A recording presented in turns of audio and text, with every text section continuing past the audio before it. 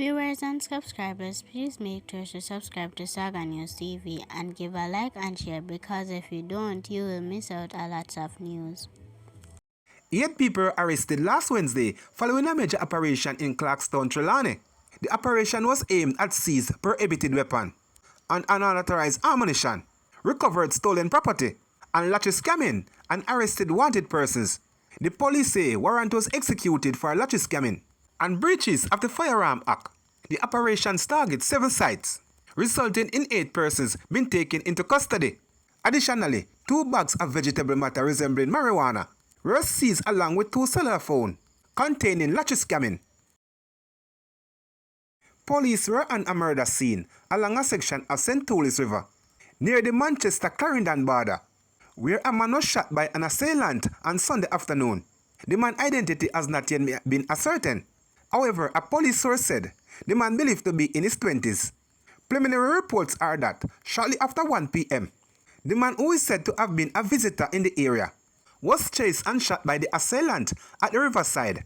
Residents expressed concern following the incident and say it doesn't reflect the peaceful and quiet community that they are accustomed to. 2 men were killed and another wounded during a gun attack at a sports bar in Darlington, Westmoreland on Sunday night. Police say masked gunmen entered the bar along Lennox Bigos Main Road about 8:30 p.m. and opened fire at patrons. 29-year-old Mason Andre Bobby Hall was shot in the head, while Delroy Barton, 21, also a Mason, was shot in the neck. Both were pronounced dead at Savannah Public General Hospital. A 38-year-old self-employed man was shot in the hand and remained in stable condition. Investigators say the gunman escaped on a waiting motorcycle. Moments later, they allegedly shot at a passing white Toyota Axia motor car, damaging the vehicle. The driver was not hurt. The Westmoreland police have charged 28-year-old Oden Pin, otherwise called Mad Dog, a carpenter of Cornwall Mountain, Westmoreland, with using a firearm to commit a felony and possession of a prohibited weapon. This is in relation to an incident that occurred in Montserrat on September 16. Reports from the Savannah police are that at 2 a.m. a team of officers was on an operation in the area when they saw Pin and another man. And seeing the police, the man opened fire on them. The police returned the fire and the man ran. A search of the area was conducted. However, none of the gunmen were seen.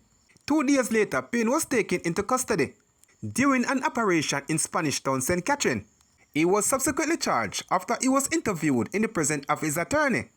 His court date has not yet been finalized, and his alleged accomplice is currently being sought by the police. 2 men are now in police custody after they were caught red-handed stealing avocados in Newtown District, St. Elizabeth on Thursday morning, according to the Era 3 Agriculture and Protection Branch. About 10:30 a.m., the cops went to the farming community following a report that men were seen picking avocados from a businessman's property and packing them into a bag. When the police first arrived, the alleged thieves were nowhere in sight. However, the lawman expanded their search and later stumbled upon the man still in the area. Under questioning, the man reportedly admitted to the thief a bag filled with avocados, believed to be stolen, was also recovered. Both suspects were taken into custody and were expected to be formally charged. Their identities are being withheld pending further investigation. The rural farming community of Airwood in St. Catherine has been plunged into mourning following the fatal shooting of one of its own on Sunday night. The deceased has been identified as 55-year-old Wayne Mandel, otherwise called Coco or Ansel, a fruits vendor of Airwood District, Riversdale and Portmore, St. Catherine. Reports are that about 7 p.m. on September 28, Mandel was at home with his relatives when explosions were heard coming from a bedroom. Checks were made and he was found motionless in a pool of blood with what appeared to be gunshot wounds to his head. The police were summoned, and on arrival, the body was seen lying on its back, clad in a black pair of shorts. The body was later removed by a funeral home. No motive has yet been established for Mandel's killing. The Riversdale police are investigating. A 39-year-old man has been facing charge after he was allegedly caught inside a church moments after breaking in and stealing items valued at over $175,000. Detectives assigned to the St. Catherine South Police have charged 39 years old Robert Barnett, otherwise called Mugger, of North Edgewater Avenue, Portmore. The incident happened about 11:30 p.m. on September 13 at a church on Cecil Avenue. A police statement said, police alleged that Barnett forced open a sliding window, entered the sanctuary and removed a bag containing $3,000 and a Samsung keyboard valued at $175,000. However, a security system was triggered, and guards from private security company responding to alert found him inside the building. He was subsequently handed over to the Portmore police. Barnett was charged on Saturday. A man who police say is a windscreen wiper has been charged after reportedly confessing of stealing money from a woman's car. Detectives assigned to the St. Andrews South Police Division have charged 45 years old Conroy Grant, otherwise called Sinak, of Delacree Lane, Kingston 11, with simple larceny, following an incident on Waltham Park Road, Kingston 13, on August 25. Reports from the Hunts Bay Police are that at 6:45 a.m., a woman parked her motor vehicle with a bag containing $230,000 inside at a business establishment. Upon return to her vehicle, she realized that the money was missing. A review of video footage confirmed that Grant took the money from the bag. A report was made and Grant was taken into custody. Following an investigation into the incident, he was charged after he was confessed of committing the act, and a caution statement was recorded in the presence of his attorney. He is scheduled to appear before the Kingston and St. Andrew Parish Court on Tuesday, October 14.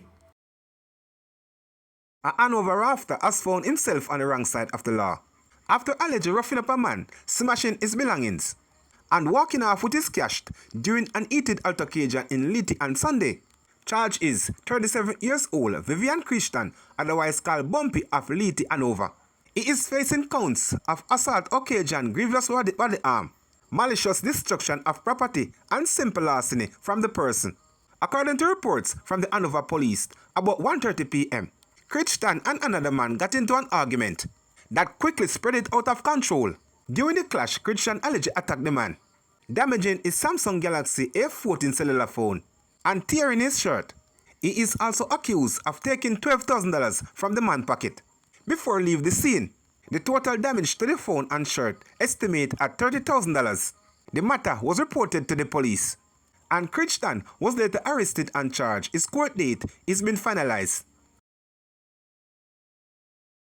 The Manchester police have charged 32 years old Martin Maxey, otherwise called D-Man, a mechanic and farmer of Tollgate, Clarendon, with obtaining money by means of false pretense, following an incident which occurred on Page Road, Hanover, in the parish. Reports from the Hanover police are that Maxey was introduced to a woman through her brother, purporting to be an employee of the Ministry of Labour and Social Security, who is responsible for the overseas work and travel program. It is alleged that at midday on August 19, the woman shows interest in a job prospect and was instructed by Maxey to pay $130,000 to a commercial bank in Maypen, Clarendon. The woman was also instructed to prove personal documents, to which she complied. Upon completion, the woman was told that she would receive a call from the head office for an interview. However, she did not receive any call. The woman made several attempts to contact Maxey, but all efforts proved futile. On September 23, Maxey learned that he was a person of interest and was asked to turn himself in. He complied, doing so at the Maypen police station, before subsequently being escorted to the Hanover police station. An identification parade was conducted last Friday, and Maxey was positively identified. He was later charged with the offense. However, his court date has not yet been finalized. The Manchester police are issued a high alert for 12 years old Jaden Smith, who has been missing since Friday, September 26, and are renewing their appeal for anyone with information and his whereabouts to come forward. Smith, a first-farm student at the Manchester High School, is of dark complexion, slim-built, and about 152 centimeters tall. Reports from the Alligator Pond police are that Jaden was last seen at home about 6:16 a.m. wearing a khaki uniform and brown shoes. He has not been heard from since. Smith Guardian, who spoke with the news at their home in Wales in Parish yesterday, had expressed frustration. Response from some members of the Hanover police After they filled a missing person report, they said they even have to check locations such as KFC. After receiving a prank call, Jaden was seen there. He was reportedly last seen at Little Caesars restaurant in Hanover on Friday, in the company of his schoolmates. According to CCTV footage and eyewitness, Jaden entered the restaurant, brought the food, and lingering for some time.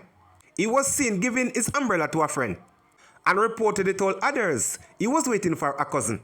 However, according to his auntie, that cousin had not attended school that day and was unaware of any such plan. Later reports claimed that Jaden was last seen walking with student and a woman, passing by Mastermark supermarket on Friday afternoon. Neither the woman or the other student has been identified, and there have been no confirmed sightings since. The police are appealing to anyone who knows the whereabouts of Jaden to contact the Alligator Pond Police at 876-224-3113, the 119 police emergency number, or the nearest police station.